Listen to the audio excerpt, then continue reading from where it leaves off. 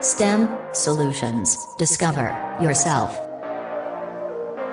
Hello humans, welcome back to all-in-one channel STEM Solutions. Today we are going to learn about introduction to aerodynamics.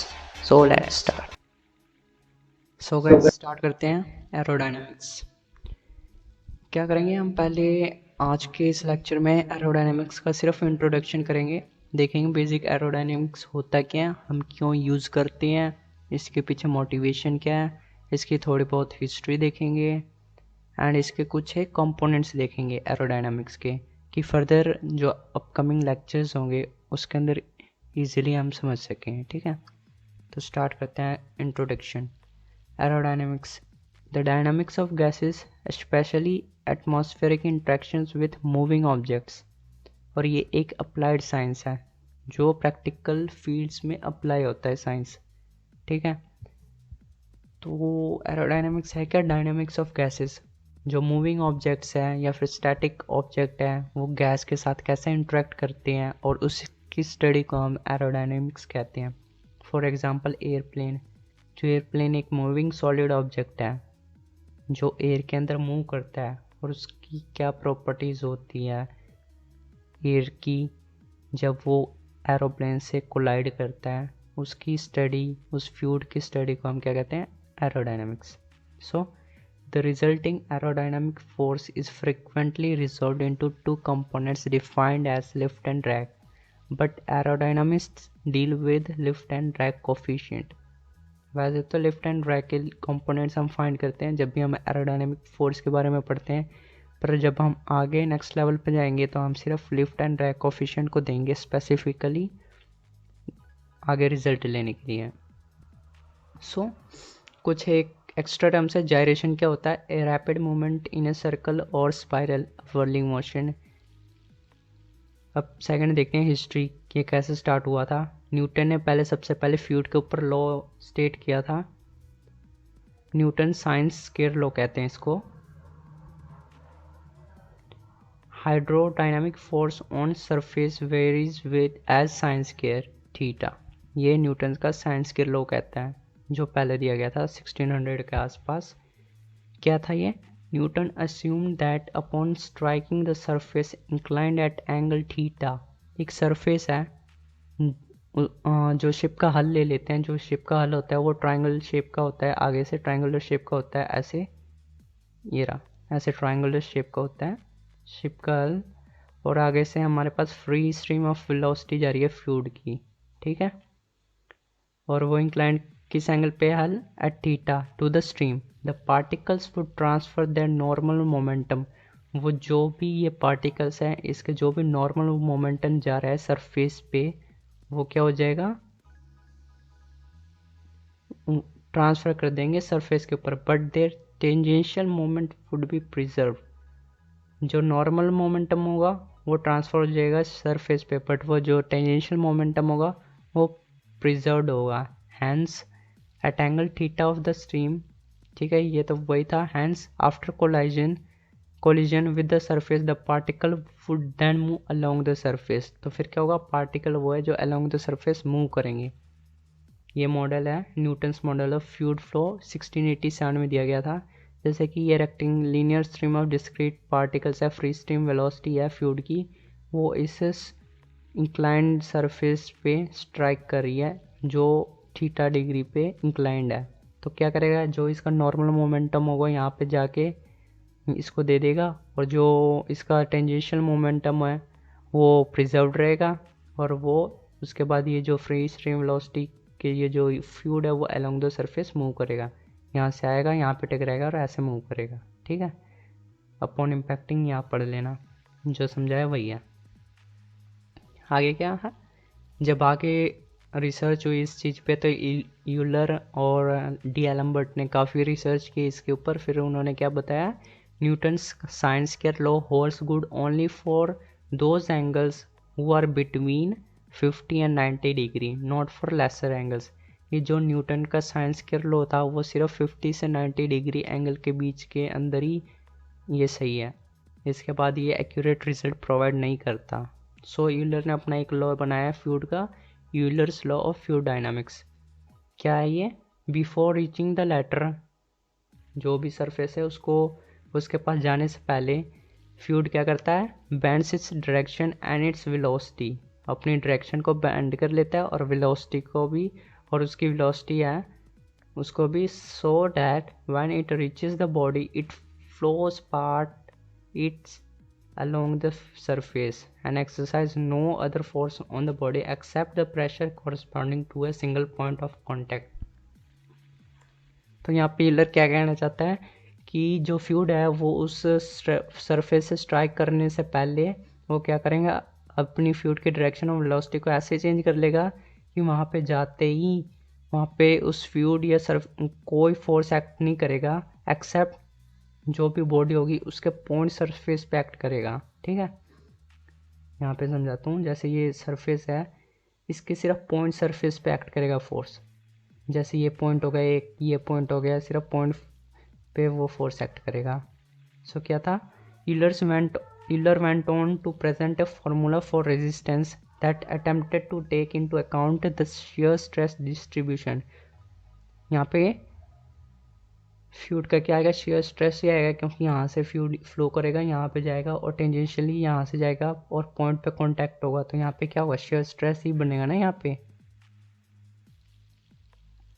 So Euler went on to present a formula for resistance that attempted to take into account the shear stress distribution along the surface as well as pressure distribution.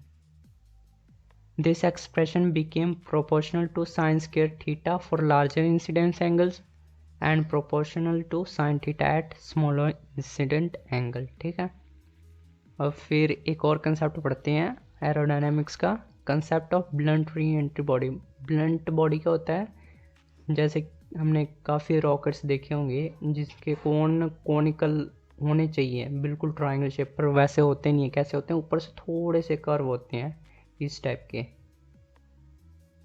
के curve वाली body को क्या कहते हैं, blunt body, जिसका कोन sharp ना हो। ये ऐसा क्यों किया गया वो पढ़ते हैं। At the beginning of the re entry, जब भी कोई भी व्हीकल अपर एटमॉस्फेयर से लोअर एटमॉस्फेयर में अर्थ के सरफेस पे आती है, तो क्या होता है, अपर एटमॉस्फेयर पे large kinetic energy due to high velocity. उसके पास क्या होता है, उस व्हीकल के पास क्या होता है, जैसे कोई कैप्सूल आ रहा है ऊपर से, जैसे ड्रैगन का कैप्सूल आ रहा है, जो स्पेसएक्स का ह्यूमन स्पेस कैप्सूल है, वो नीचे आ रहा है। तो जब वो एटमॉस्फेयर के सरफेस पे होगा, अबव होगा, तो क्योंकि वो ऊपर है इसलिए उसका काइनेटिक एनर्जी वो हाई होगी, क्योंकि वो हाई वेलोसिटी से नीचे आ रहा है। दूसरा, उसका पोटेंशियल एनर्जी भी हाई होगा क्योंकि वो हाई एल्टीट्यूड पे है। बट जब वो अर्थ के सरफेस पे आ जाएगा तो बोथ क्या हो जाएंगे, ज़ीरो हो जाएंगे, पोटेंशियल और काइनेटिक एनर्जी। तो एनर्जी गई कहाँ पे, वो एनर्जी हीटिंग द बॉडी में गई, बॉडी को हीट किया, और heating the air flow around the body, जो एयर फ्लो था बॉडी के अराउंड उसको हीट कर दिया काइनेटिक और पोटेंशियल एनर्जी ने। अब ये नॉर्मल कन्वेंशनल कोन देखते हैं क्या है। ये नॉर्मल कन्वेंशनल कोन है, इसके अंदर क्या होता है, यहाँ से वेरी हाई स्पीड फ्लो आ रही है फ्लूइड की। ठीक है, ये अपना कोन है। ठीक है, और यहाँ से आता है, यहाँ पे शॉक वेव जनरेट होगा, और ये शॉक वेव कितना है, छोटा शॉक वेव। ठीक है, और यहाँ पे जो ये रीजन होगा वो बाउंड्री लेयर क्रिएट करेगा फ्लूइड का। तो ये जो बाउंड्री रीजन होगा वहाँ से ही ट्रांसफ़र हो जाएगा कहाँ पे, बॉडी के अंदर। तो छोटा सा यहाँ पे बाउंड्री रीजन हुआ है यहाँ पे, तो यहाँ पे हीट ट्रांसफ़र हो जाएगा बॉडी में, जो भी बाउंड्री रीजन पे यहाँ लेयर फॉर्म होगा। ठीक है, और ये क्या होगा, हॉट होगा बाउंड्री लेयर, और ये शॉकवेव छोटा सा होगा। और शॉकवेव क्या करेगा, जो भी इस बाउंड्री के आसपास एरिया है उसको हीट कर देगा, और वो एरिया बिल्कुल थोड़ा सा है, ये देख लो। ठीक है, इसलिए क्या होगा, ये कोन है जो बॉडी है वो ज़्यादा हीट हो जाएगी, और ये बर्न अप हो जाएगा जब ये एटमॉस्फेयर से नीचे आएगा सरफेस पे, बीच में ही बर्न अप हो जाएगा। सो इस प्रॉब्लम को सॉल्व करने के लिए हमने ये बाद में ब्लंट सरफेस का या ब्लंट बॉडी का इन्वेंशन हुआ। If more of the total re entry area energy could be dumped into the airflow, then less would be the available to transfer to heat vehicles itself in form of heating। क्या कहता है, कि during re entry अगर हम क्या करें, जो area है एयर फ्लो का उसको इंक्रीज़ कर दें आसपास एयर फ्लो के एरिया को, तो जो हीट होगा वो एयर फ्लो को हीट करने में ही लग जाएगा ज़्यादा, और बॉडी को हीट करने में कम हीट बचेगी। तो फिर इसके लिए हमने क्या किया, इसके लिए हमें क्या चाहिए था, हमें स्ट्रॉन्गर शॉक वेव चाहिए था, क्योंकि अगर स्ट्रॉन्गर शॉक वेव करते हैं तो ज़्यादा रीजन बचता है एयर फ्लो को हीट करने के लिए। ठीक है, तो इस चीज़ को करने के लिए हमें ब्लंट बॉडी का रिक्वायरमेंट था, तो हमने ब्लंट बॉडी इन्वेंट किया। तो इससे क्या हुआ, जो रीजन है आसपास का एरिया, ये जो रीजन है एयर फ्लो का ये हीट हो गया, और जो लेयर यहाँ पे फॉर्म होती थी बाउंड्री लेयर एयर की वो छोटी होगी, और हीटिंग ऑफ बॉडी क्या हो गया, स्मॉल हो गया, जिससे क्या हुआ, इजी हो गया किसी भी ऑब्जेक्ट को अर्थ सरफेस पे आने के लिए। अब एरोडायनेमिक्स टू टाइप्स के होते हैं, एक एक्सटर्नल एरोडायनेमिक्स होता है, दूसरा इंटरनल एरोडायनेमिक्स होता है। पहले देखते हैं एक्सटर्नल एरोडायनेमिक्स। ये deals with external flows over the body. जो एक्सटर्नल डायनामिक्स है वो एक्सटर्नल फ्लोज से डील करता है, और इंटरनल फ्लो से डिपिक्ट होता है। तो एक्सटर्नल फ्लोज के एग्जांपल देख लेते हैं, forces, moments and aerodynamic heating of the body, ये इसके अंदर आते हैं।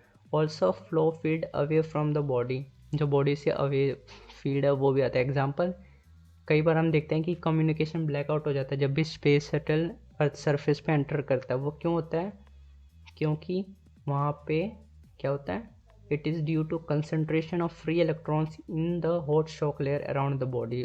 शॉक वेव्स टू, शॉक में भी इस कैटेगरी के अंदर आता है।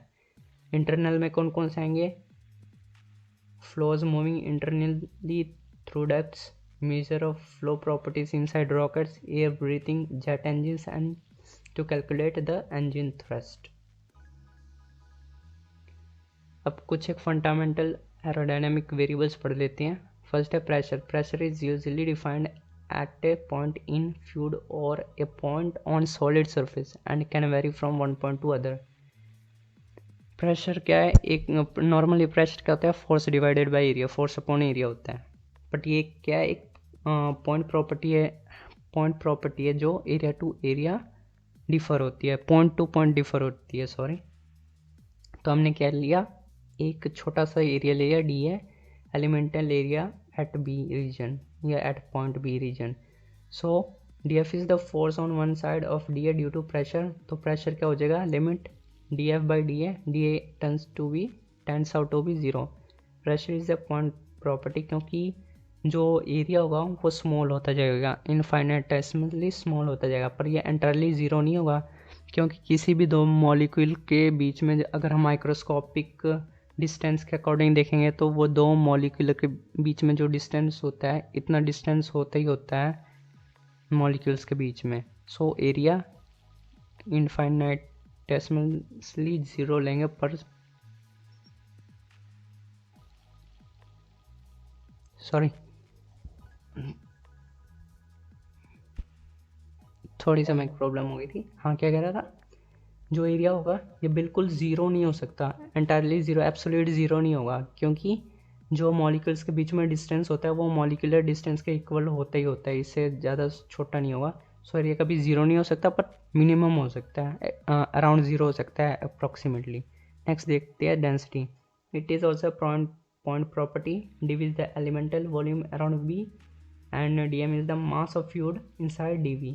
तो इसका क्या फॉर्मूला हो जाएगा, limit dm by dV, dV equal to zero. ये भी पॉइंट प्रॉपर्टी है और दोनों स्केलर हैं। थर्ड है टेम्परेचर, ये भी पॉइंट प्रॉपर्टी है, और टेम्परेचर किसके प्रोपोर्शनल होता है, kinetic energy of molecules of fluid. और काइनेटिक एनर्जी का फॉर्मूला क्या होता है गैसेस के लिए, 3/2 kT, और k क्या है यहाँ पे बोल्ट्जमैन कांस्टेंट है, टेम्परेचर भी स्केलर है। फिर आता है कॉन्सेप्ट फ्लो वेलोसिटी का। The velocity of a flowing gas at any fixed point P in space is the velocity of an infinitesimally small fluid element as it sweeps through B। Flow velocity क्या है, किसी भी एक छोटा सा इनफाइनाइटेसिमली element का velocity है। जैसे कि यहाँ पे एक एलिमेंट ले लिया B, अगर यहाँ पे फिक्स एलिमेंट B ले सकते हैं तो इसका हम वो निकाल सकते हैं वेलोसिटी, क्योंकि ये भी पॉइंट प्रॉपर्टी है और ये हर एक पॉइंट पे ये चेंज होती रहेगी। सो ये भी पॉइंट प्रॉपर्टी है। और नेक्स्ट देखते हैं, लास्ट टॉपिक देखते हैं इंट्रोडक्शन का, generation of frictional force due to a velocity gradient in a force. जैसे कि जो भी हम एक स्ट्रीमलाइन फ्लूइड फ्लो देखते हैं या फिर टर्बुलेंट फ्लूइड फ्लो देखते हैं, पर यहाँ पे हम क्या लेते हैं, स्ट्रीमलाइन फ्लूइड फ्लो लेते हैं। जैसे ये 2 लेयर्स ले ली हमने स्ट्रीमलाइन की, एक लेयर ए और एक layer B, one above each other, ठीक है। तो ये बी वाली स्ट्रीमलाइन है, ये ए वाली है। जो बी वाला स्ट्रीमलाइन है उसका वेलोसिटी वी है, और जो ए वाला स्ट्रीमलाइन है उसका वेलोसिटी थोड़ा सा ज़्यादा होगा, वी प्लस डी वी। यहाँ पे 0.1 ले लेते हैं, यहाँ पे 0.2 ले लेते हैं, और इनके बीच में जो डिस्टेंस है वो डी वाई है, जो बहुत ही छोटा डिस्टेंस है, और ये वाई एक्सिस है, ठीक है। तो क्या होगा, जैसे कि हमने विस्कोसिटी के बारे में पढ़ा होगा, किसी भी फ्लूइड के अंदर विस्कोसिटी होता है कि वो टेंड करता है किसी भी फ्लूइड को मूव ना हो, ठीक है। तो यहाँ पे क्या होगा, जो ये ऊपर वाला स्ट्रीमलाइन है वो नीचे वाले स्ट्रीमलाइन पे फोर्स जनरेट करेगा, ठीक है, शेयर फोर्स जनरेट करेगा। जैसे ये आगे बढ़ेगा तो यहाँ पे राइट डायरेक्शन में इसके ऊपर बी के ऊपर फोर्स जनरेट होगा छोटे से एरिया पे। तो उस फोर्स को हमने क्या लिखा है, डी एफ एफ, और छोटा से एरिया क्या होगा, डी ओ, वही लिखा हुआ है, D F force exerted by streamline on by A on B acting tangentially toward right. D A क्या, एलिमेंटल एरिया जो परपेंडिकुलर है इस वाई एक्सिस के, और टेंजेंशियल है ये स्ट्रीमलाइन के बी वाले एट पॉइंट 1। लोकल से स्ट्रेस क्या हो जाएगा फिर, limit D F divided by D A tends to 0, क्योंकि ये जो डी ए होगा वो बहुत ही छोटा होगा, क्योंकि हमने उसे पॉइंट माना है, ठीक है। और फिर क्या करेंगे, the value of shear stress at a point on streamline is perpendicular to spatial rate of change of velocity, ठीक है, normal to the streamline at a point, i.e. जो शेयर स्ट्रेस होगा वो डी वी डी वाई के proportional होगा, क्योंकि इसी के प्रोपोर्शनल है ना, जो शेयर स्ट्रेस है यहाँ पे वो डी वी और डी वाई के ही प्रोपोर्शनल है, सो वो लिखा हुआ है यहाँ पे। और अगर हमें प्रोपोर्शनल का साइन हटाना है प्रोपोर्शनलिटी का, तो ये जो शेयर स्ट्रेस होगा उसके बीच में एक कोफिशिएंट आ जाएगा जो कि न्यू होगा, जो कि होगा velocity viscosity coefficient, D V D Y ये वेलोसिटी ग्रेडियंट है। और ये जो विस्कोसिटी कोफिशिएंट होता है ये रियल में कांस्टेंट नहीं होता, ये फंक्शन होता है टेम्परेचर ऑफ फ्लूइड का, ये वेरी करता रहता है एज द टेम्परेचर इंक्रीजेज और डिक्रीजेज। और जिस फ्लूइड के अंदर ये जो वेलोसिटी ग्रेडियंट अगर छोटा होता है तो वो फ्लूइड स्मूथली रन करता है, और ज़्यादा होता है तो उसके अकॉर्डिंग मूव करता है। Thank you. So please like share and subscribe this channel. अगर किसी को कोई डाउट है तो कमेंट सेक्शन में आप आस्क कर सकते हो, या फिर मेरे इंस्टा हैंडल पे डीएम कर सकते हो। But please like share and subscribe this channel with your friends and family. Thank you.